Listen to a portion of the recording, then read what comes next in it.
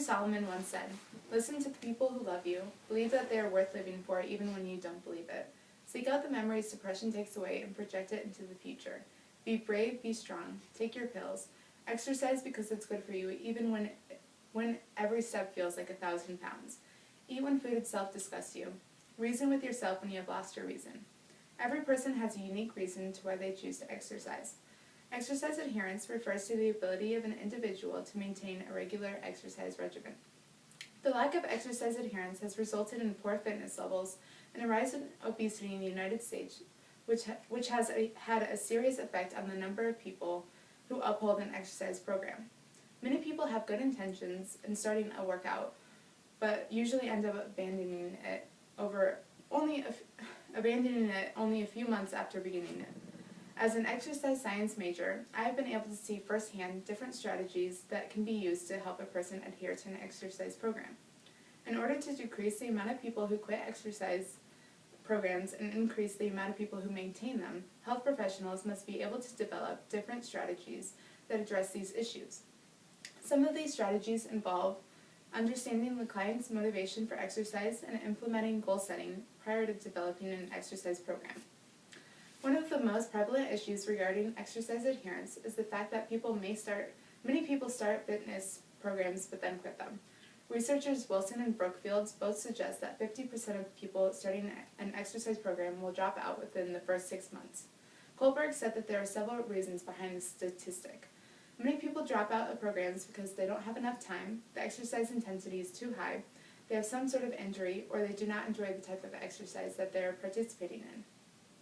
All of these reasons can be overcome if the health professional and the client both work together to come up with the best plan to maximize adherence to the fitness program. Another reason associated with exercise adherence is the prevalence of poor fitness levels and obesity in the United States. The amount of people who are becoming obese and not participating in regular physical activity is continuing to increase. According to the Centers for Disease Control and Prevention, less than half of adults were participating in the required amount of physical activity of 2.5 hours a week. Only 3 in 10 young adults are participating in 1 hour of exercise per week. Childhood obesity has more than doubled in children and almost tripled in adolescents in the past 30 years. In 2010 alone, more than 1/3 of children and adolescents were either overweight or obese. The percentage of adults over the age of 20 who are obese is 35.9%. Obesity is the number 2 cause of preventable death in the United States. One strategy used to get people to adhere to exercise is having the health professional understand the different motivations that the client may have in regards to why they want to participate in an exercise program.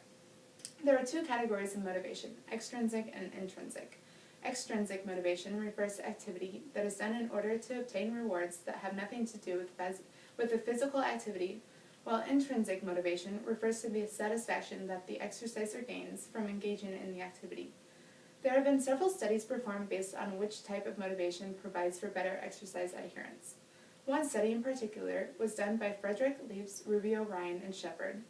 This study involved college students who were invited to participate in either taekwondo or an aerobics class, and were asked before the study to give reasons why they were participating in each activity. For the most part, those who took the taekwondo class had intrinsic motivations and were participating in the activity because they either enjoyed it or they wanted to take on a new challenge. On the other hand, most of the participants in the aerobics class had extrinsic motivations and wanted to either improve their fitness levels or body appearance. In the end, those who had the intrinsic motivation were the ones who ended up participating in the activity longer.